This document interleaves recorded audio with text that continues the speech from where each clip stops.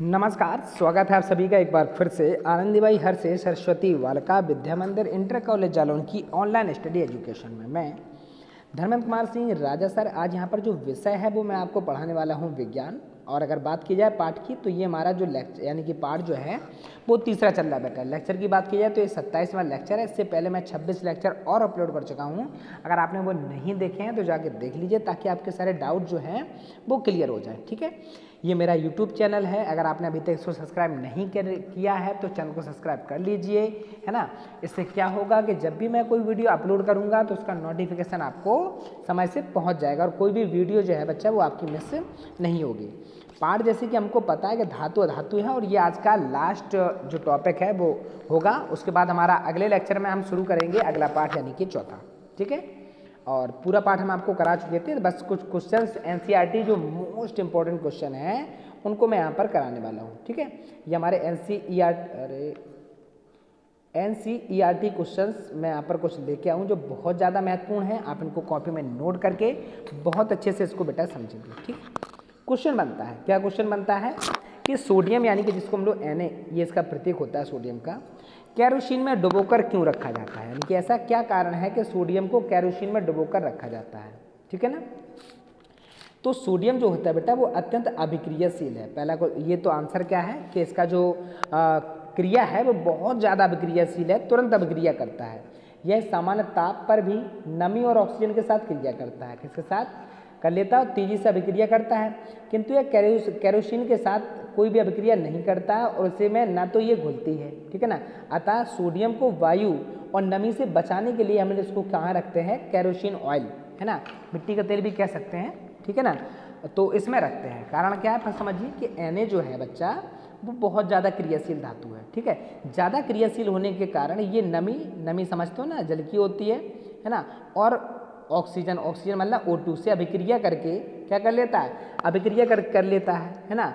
तो और उसमें नष्ट हो जाता है, ख़त्म हो जाता है, कोई नई कंपाउंड बना लेता है। तो इसलिए इन सब खतरों से बचने के लिए इसको रखा जाता है केरोसिन में। केरोसिन में जब ये होता है ना तो ये क्रिया नहीं कर पाता, ना तो नमी से क्रिया कर पाता है और ना ही ऑक्सीजन से क्रिया कर पाता है। तो हमारा सोडियम जो है वो सुरक्षित मिल जाता है हमको। ठीक है ना बच्चा, तो ये बेटा आपका पहला आंसर का उत्तर होता है। ठीक है, दूसरा क्वेश्चन क्या है? गर्म जल का टैंक बनाने में तांबे का उपयोग किया जाता है ना, परंतु इस्पात जो होता है यानी कि लोहे की मिश्र धातु है ना, का नहीं किया जाता। कारण आपको बताना है। तो गर्म जो जल है ना, जो टैंक बनाने में कॉपर का ही प्रयोग किया जाता है। कारण क्या होता है? क्योंकि कॉपर गर्म जल के साथ अभिक्रिया नहीं करता, पहली चीज़ तो ये। ठीक है ना, यानी कि जो Cu होता है ना वो H2O से अभिक्रिया नहीं करता है, समझ में ना। इस चक्कर में इसका प्रयोग किया जाता है। जबकि जो इस्पात या लोहा होता है ना वो गर्म जल से अभिक्रिया कर लेता है ना। इसलिए अब जब वो क्रिया करेगा तो कोई नई चीज़ बनाएगा और जब अब क्रिया नहीं करेगा तो कोई नई चीज़ नहीं बनेगी। जैसा का तैसा हमारा सुरक्षित रह जाएगा। जैसे कि अभी पिछले क्वेश्चन में हमने क्या जाना? हमने ये जाना कि सोडियम अभिक्रियाशील है, ज़्यादा क्रियाशील, वो वायु और नमी से क्रिया कर लेता है। जब क्रिया करेगा, जब दो चीज़ें आपस में क्रिया करेंगी तो कोई नई चीज़ तो बनेगी ना। तो इन सब खतरों से बचने के लिए हम लोग क्या करते हैं? हम लोग जो है ना वो आपका यानी कि इस्पात के टैंक का प्रयोग जो है वो नहीं करते हैं, बल्कि किसका? कॉपर के टैंक का प्रयोग करते हैं, क्योंकि कॉपर जो है वो जल से अभिक्रिया नहीं करता। ठीक है, दूसरा क्वेश्चन जो है बच्चा वो हमारा कंप्लीट होता है। तीसरा क्वेश्चन क्या है? दो धातुओं के नाम जो हैं वो बताना है आपको, जो तनु अम्ल से हाइड्रोजन को विस्थापित कर देती हैं तथा दो धातुएं जो ऐसा नहीं कर सकती हैं। अब देखिए यहाँ पर आंसर हम आपको जो दिया जा रहा है, जरूरी नहीं कि यहाँ पर आंसर यही हो। क्यों बोले सर वो कैसे? भाई आपको इतना तो पता है कि जो ऊपर होगा आवर्त सारणी में हाइड्रोजन से जो ऊपर है वो हाइड्रोजन को विस्थापित कर देगा और जो हाइड्रोजन से नीचे है वो विस्थापित नहीं करेगा। तो हमको ऐसे तो कई एलिमेंट हैं, है ना, जो हाइड्रोजन से कहाँ है? ऊपर स्थित है, तो वो उसको विस्थापित कर देंगे। तो यहाँ पर क्या है, जैसे यहाँ पर दो आपको धातु दे रहे हैं, तो इन धातुओं के अलावा कोई भी धातु आप लोग लिख सकते हैं। जरूरी नहीं कि यहाँ पर मैंने मेंशन की हुई है जैसे Zn यानी कि जिंक और Mg जो है ना, ये हाइड्रोजन को विस्थापित कर देंगे। क्यों? क्योंकि ये कहाँ ऊपर स्थित है। और Cu और अगर Ag की बात की जाए, अब हमने वही आपके यहाँ पर मेंशन किए हैं जो आपको क्वेश्चन जहाँ से बनते हैं, क्योंकि ज़्यादातर क्वेश्चन आपके कॉपर के लिए, Cu के लिए, Ag के लिए और mg के लिए बनते हैं, ठीक है ना। इसलिए हम लोगों ने यहाँ पर क्या किया, हमने यहाँ पर आंसर जो है उसी के अनुसार दिया है, ठीक है। यानी कि mg और zn जो है वो ऊपर स्थित हैं, तो वो तनु हम लोग से हाइड्रोजन विस्थापित करेंगी, और cu और जो zn है ag जो है वो बेटा विस्थापित नहीं करेंगे, क्योंकि ये आवर्त सारणी में कहाँ, सॉरी आवर्त सारणी नहीं, विद्युत रासायनिक श्रेणी में कहाँ स्थित है, नीचे, ठीक है। तो ये तो हमारा आंसर आता है, इसके कई आंसर हो सकते थे, ठीक। क्वेश्चन क्या है, कौन सी धातु जो है वो आसानी से संक्षारित नहीं होती है, ठीक है ना। तो ये मैंने आपको जब पढ़ाया था तब मैंने आपको समझाया था, क्या समझाया था कि सोना और प्लेटिनम दो ही इसमें एक्यूरेट आंसर है। कभी कभी चांदी जो होती है ये भी थोड़े अवगुण होते हैं, इसमें संक्षारित होती है बट इतनी जल्दी नहीं होती है। अगर बिल्कुल एक्यूरेट बात की जाए तो सोना यानी कि Au और प्लेटिनम जो हैं ये दो धातु हैं जो संक्षारित नहीं होती हैं, लेकिन चांदी जो है वो आसानी से पूछा गया, इसलिए इसमें चांदी को मेंशन हम लोग कर सकते हैं। यानी कि चांदी जो है वो आसानी से संक्षारित नहीं होती है, हो जाती है बट आसानी से नहीं होती है, ठीक है। अगला क्वेश्चन क्या है, मिश्र धातु या मिश्रातु क्या है, ठीक है। तो जब दो या दो से अधिक धातु है ना वो क्या करती हैं, आपस में मिलती हैं। जब दो या दो से अधिक धातुओं को मिलाया जाता है तब तैयार होती है बेटा मिश्र धातु। क्या तैयार होती है, मिश्र धातु। क्लियर होगी बात। यानी कि जब पहली धातु मान लो हम Zn को है ना गलाएं और यहाँ पर Ag को गलाएं और इन्हें आपस में मिला दें तो ये क्या तैयार होगी, तो ये तैयार होगी मिश्र धातु। फायदा क्या है बोले सर, फायदा ये है कि मिश्र धातुओं में संक्षारण का गुण ना के बराबर होता है, यानी कि कम होता है। जैसे मिश्र धातु फिर आप बनाएं, ठीक है ना। तो इसीलिए मिश्र धातु की परिभाषा क्या है, जब दो धातुएं आपस में जुड़ती हैं, है ना, तो उसी को हम लोग बेटा क्या कहते हैं, मिश्र धातु कहते हैं, ठीक है। मिश्र धातु भी इसको कहा जाता है। अगला क्वेश्चन क्या हमारा, धातुओं की सक्रियता श्रेणी से आप क्या समझते हैं।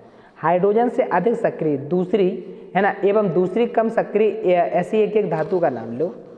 तो विद्युत रासायनिक श्रेणी तो भाई हमको पता है, हमको यहाँ पर जो आंसर है ना वो यहाँ पर मैं आपको कहना चाहूँगा कि यहाँ पर आपको ये आंसर ना लिख के जो मैंने परिभाषा लिखी है वही लिखिए, ठीक है ना। क्या लिखी है, जो मैंने आपको सक्रियता श्रेणी की परिभाषा यहाँ पर लिखवाई है ना विद्युत रासायनिक श्रेणी की, आप लोग वही मेंशन करें। और उन्होंने ये पूछा है कि हाइड्रोजन से ऊपर एक स्थित और हाइड्रोजन से एक नीचे। तो अभी हाल इससे पहले वाले में हमने दो ऊपर वाली धातु लिखवाई थी जो हाइड्रोजन से ऊपर हैं, और दो जो है बच्चा वो नीचे वाली धातु लिखवाई थी यानी कि Cu और Ag। तो यहाँ में से एक एक कोई धातु आप लोग लिख देंगे, ठीक है, एक ऊपर वाली और एक नीचे वाली, ठीक है बच्चा। आगे देखो, लोहे को जंग से बचाने के लिए दो तरीके आपको बताने हैं। तो पता ही है हमको, नॉर्मली हम लोग क्या करते हैं, हम लोग तो भाई जैसे कोई हमारे घर में चैनल है तो समय के साथ कभी कभी हम उसमें तेल डालते हैं कि नहीं डालते हैं, है ना, और पेंट करते हैं। जैसे आपके अभी दिवाली में ज़्यादातर लोगों के यहाँ साफ सफाई हो जाती है, पेंट हो जाता है, कलर हो जाता है इस बहाने, ठीक है। साल में ये त्यौहार है ना ये पूरी सफाई करवा देता है घर की, ठीक है। वो बात अलग है कि सब लोगों को थोड़ी मेहनत करनी पड़ती है, मुझे भी करनी पड़ेगी अभी, ठीक है। हाँ, सबकी माँ उनसे काम करवाती हैं, ठीक है। चलिए भाई, अच्छा भी है, थोड़ी बहुत मदद भी करनी चाहिए घर में। तो यहाँ पर क्या है, आपको दो तरीके बताने हैं जिनसे संख्याओं को बताया जा सकता है। अब यहाँ पर दो तरीके कोई भी हो सकते हैं। अगर आपने चार तरीके आपको पता है तो आप दो कोई भी लिख सकते हैं, जरूरी नहीं कि आंसर यही बने, ठीक है ना। हम आपको ये समझाने की कोशिश कर रहे हैं। तो यहाँ पर जो मेंशन किया है वो तो पेंट करके, ये तो नॉर्मली सबको पता है, और तेल लगा कर भी संक्षारण से बचाया जा सकता है, ठीक है। जो लगातार चीज़ें यूज होती रहती ना उन पर आपको पता है कि जंग नहीं लगती है। अगर आप लोहे की भी कोई चीज़ आप यूज कर रहे हैं ना तो लगातार अगर आप टच कर रहे हैं और लगातार टच में है या ग्रिल है कुछ भी है तो उसमें नॉर्मली आपकी जो जंग होती है वो नहीं लगती। जंग उन स्थानों पर लगती है जहाँ पर हम लोग टच नहीं करते हैं या लगातार बहुत समय तक के लिए उसमें धूल पड़ी है, डस्ट पड़ी है, नमी में पड़ा है वो, तो उसमें जंग लग जाती है, उसी को हम लोग कहते हैं संक्षारण, ठीक है। तो दो तरीके यहाँ पर सुझाए गए हैं। अगला क्वेश्चन क्या, बढ़िया क्वेश्चन है आपका। उनका कहना क्या, चींटी के दंश में उपस्थित अम्ल का नाम बताया। यानी कि चींटी जो होती है, हाँ अब आपको बताने कि एक तो लाल चींटी होती है, काली। तो यहाँ पर जो बात हो रही है ना वो आपकी हो रही है लाल चींटी की, ठीक है। जो चींटी है ना उसमें उपस्थित दंश जब वो काटती है ना उसमें रासायनिक सूत्र देना है आपको। यानी कि जो चींटी काटती है ना तो वो कौन सा मतलब हमारे अंदर अम्ल छोड़ती है। चींटी के दंश के कारण जलन से राहत पाने के लिए सामान्य विधि बताइए। तो याद कीजिए मैंने पीएच मान में आपको पढ़ाया था, बर्र के बारे में, चींटी के बारे में, ठीक है ना, वो मैंने आपको वहाँ पर बताया था। तो क्या बताया था, तो चींटी का जो दंश होता है ना उसमें मेथेनोइक अम्ल, ये इसका IUPAC नियम होता है। अगर हिंदी नाम की बात की जाए तो इसको कहते हैं बेटा फार्मिक अम्ल। फॉर्मूला होता है HCOOH, ये बच्चा आपको याद रखना है, ठीक है।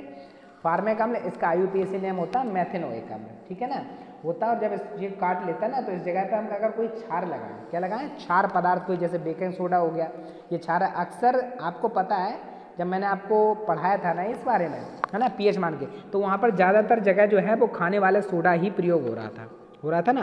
तो यहाँ पर अगर आपने कोई चींटी काट लो, जलन हो रही है, तो हम लोग क्या करेंगे, हम लोग ना सोडियम बाइकार्बोनेट यानी बेकिंग सोडे का प्रयोग करेंगे। और आपको ये याद रखना है कि इसके चींटी जो होती है इसमें क्या होता है, HCOOH यानी कि कौन सा, जो मेथेनोइक अम्ल होता है, फार्मिक अम्ल जो होता है जिसको हम लोग कहते हैं ना, है ना, वो छोड़ देती है हमारे अंदर, इसलिए हमारे शरीर में क्या होने लगती है, जलन होने लगती है, खुजली होने लगती है। ठीक, अगला क्वेश्चन देखते हैं। जो सोडियम है ना वो हाइड्रोजन कार्बोनेट, है ना, हाइड्रोजन कार्बोनेट के विलयन को गर्म करने पर क्या होगा। इस अभिक्रिया के लिए आपको समीकरण भी देना है, अथवा क्वेश्चन क्या कह रहा है वो कि बेकिंग पाउडर यानी कि बेकिंग सोडा यानी कि खाने वाला सोडा को गर्म करने पर कौन सी गैस निकलती है। आपको ये रिएक्शन ना है बच्चा, ये बहुत ज़्यादा इंपॉर्टेंट है, क्योंकि कई बार पेपरों में मैंने ये देखा है कि ये रिएक्शन सबसे ज़्यादा पूछी जाती है। क्या पूछी जाती है, अब क्यों पूछी जाती है, क्योंकि यही खाने वाला सोडा बनाने की विधि है। अगर आप इस रिएक्शन को उल्टा लिख दें, यानी कि CO2 प्लस के H2O, यानी कि ये वाला लेफ्ट वाला पद आप राइट में लिख दें और राइट वाला लेफ्ट में, तो बेटा हमारी रिएक्शन कंप्लीट होती है। और Na2CO3 इनको गर्म करते हैं ना तो हमारे खाने वाला सोडा प्राप्त होता है, 2NaHCO3 प्राप्त होता है, ठीक है ना। तो यहाँ पर ये रिएक्शन भैया आपकी बहुत ज़्यादा मोस्ट है। तो कौन सी गैस निकलती है तो हमको पता ही है कौन सी गैस निकल रही, कार्बन डाइऑक्साइड यानी कि CO2 गैस निकलती है। रिएक्शन आपके सामने दी गई है, 2NaHCO3 यानी कि सोडियम बाइकार्बोनेट बनता क्या है गर्म करने पर, Na2CO3 यानी कि आपको बोलते हैं सोडियम कार्बोनेट, H2O यानी कि जल, और CO2 आपका कार्बन डाइऑक्साइड। तो उन्होंने क्वेश्चन ये पूछा था कौन सी गैस निकलती है, तो हम आंसर करेंगे CO2, ठीक है ना बच्चा। आगे देखिए क्वेश्चन क्या है कि गर्म जल का टैंक बनाने में तांबे का प्रयोग होता है परंतु इस्पात का नहीं। ये शायद मैं 2 बार आपके क्वेश्चन को ऐड कर गया। और आपको पता ही है कि गर्म जल में तांबे का प्रयोग क्यों होता है, क्योंकि तांबा जो होता है वह जल से अभिक्रिया नहीं करता जबकि इस्पात कर लेता है, ठीक है। तो यहाँ पर वो क्वेश्चन मैं पहले ही पढ़ा चुका हूँ, इसलिए दोबारा नहीं पढ़ाऊँगा आपको, ठीक है।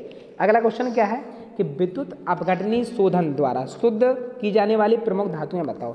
यानी कि विद्युत अपघटनी विधि जो है ना शोधन की, जो मैंने आपको पढ़ाई थी पिछले लेक्चर में, तो उसके द्वारा कौन कौन सी धातुओं का शोधन किया जाता है, ठीक है। तो उनके नाम लिखने, तो इसके द्वारा बच्चा कॉपर है ना, जिंक है, टिन है, निकल है, सिल्वर है और गोल्ड। इन धातुओं का जो आपका शुद्ध करना होता है ना वो इन्हीं धातुओं के द्वारा होता है, कॉपर, जिंक, टिन, निकल, सिल्वर तथा गोल्ड, ठीक है, इनके द्वारा किया जाता है। आगे देखिए ब्लिस्टर कॉपर किसको कहते हैं, वेरी मोस्ट क्वेश्चन, ठीक है ना, ये हमको याद रखना है।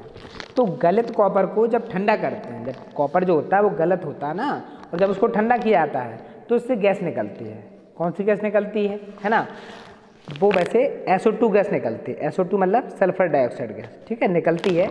तो क्या होता है कि फफोले पड़ जाते हैं उसकी सतह पर, क्या पड़ जाते हैं, फफोले, जिसे हम लोग ब्लिस्टर या फफोलेदार तांबा कहते हैं। हालांकि ये लगभग शायद अब इसके चांसेस कम है, क्योंकि यहाँ से विधि सिर्फ सांद्रण की विधियाँ आपको दी गई हैं आपके सिलेबस में, तो हो सकता है कि ना हो, लेकिन फिर भी आप इसको अच्छे से याद करें। ब्लिस्टर या फफोलेदार कॉपर एक ही बात है। तो हम लोग कॉपर को बनाते हैं ना, तो आपको पता है जैसे कभी आपने देखा होगा खोआ उठता है आपके घर में, तो फद फद टाइप की गैसें निकलती हैं उबलते हुए, यानी कि वो जब उबलता है ना, क्या बोलते हैं उसको, दूध, ठीक है ना, तो वहाँ पर बहुत गैसें निकलती हैं, तो फफोले टाइप के पड़ जाते हैं, कहीं गुब्बारे जैसे निकल रहे होते हैं उसमें, तो उसी को बेटा हम लोग कहते हैं फफोलेदार कॉपर यानी कि ब्लिस्टर, ठीक है।